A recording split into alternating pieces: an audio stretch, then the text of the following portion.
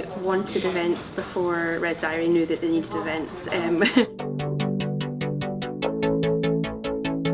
As an event manager who used ResDiary, I always wanted to have events as part of ResDiary so that it could talk to each other.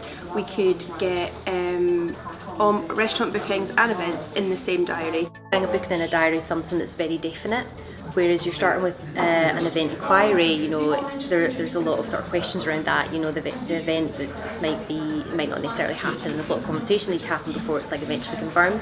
So we had to think a lot about what those processes needed to be for a venue before it then went into this sort of very much more confirmed status in the diary. We spoke to a few customers who'd already taken inquiries but in a manual process, and we decided to see what parts of that we could make a bit better. Went out and asked everybody a series of questions, we sent out a survey, and then that enabled us to really gauge the importance of each aspect. We had a sort of user map that was based on a lot of individual points. We arranged them into a sort of common flow of taking inquiries, and we sort of tried to make a sort of story. We took some samples of run sheets that we produced manually. The content of the documents varied so much that we decided to make them customizable.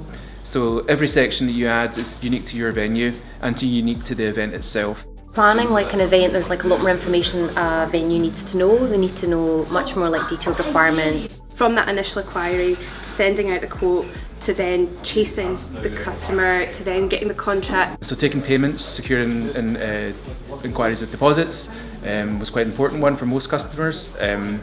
Creating a run sheet at the end of an event inquiry process was also quite important.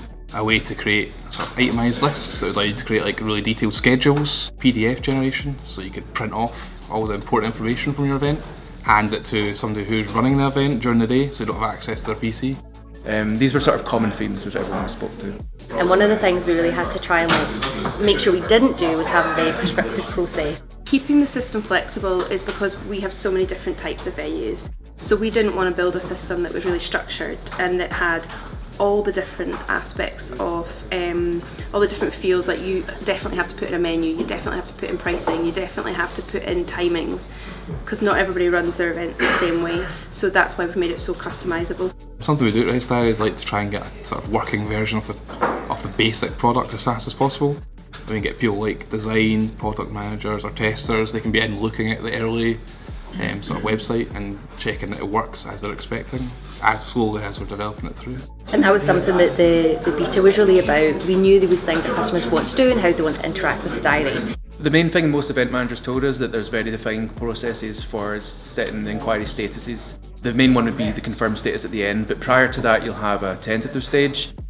Between those steps of progression from new to confirmed, we decided on a few key markers. Tentative, provisional and then confirmed.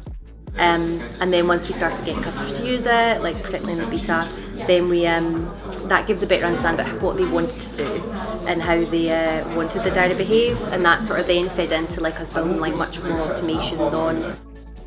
What we've built into events, which is amazing and I wish I had it, was that as soon as you turn a booking to provisional or confirmed, it warns you whether you've not held space in the diary. So we've added in some automation into the system so that it makes it a little bit more foolproof. We realised early on that assigning events to individual users is important, and we also realised that lots of users can be influencing events throughout the course of its conversion. So if you've got information of that event just stored in your personal email, just stored in your files on your computer, then it doesn't help anybody else help that customer. So having a shared system is just so much easier. Everything is open, everything is there to help out, and people can jump on and off and know exactly where you're at with that event.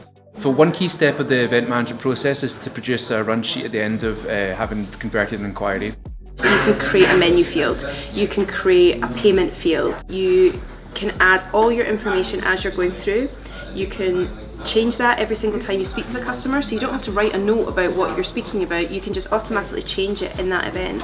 You can simply print off that event planner, include what sections you want in it, and that's for your operations team. That's everything that they will ever need to know about that event.